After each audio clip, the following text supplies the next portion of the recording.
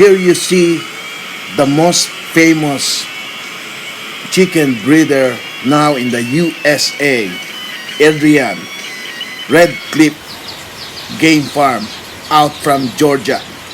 This is 2 days old baby chicks as of May 20th, 2020. So here it is. You see how healthy they are, how agile they are, how fast growing they are. Here it is. Thousands of baby chicks, newly harvested baby chicks, nurtured by Bulldozer De Gallos.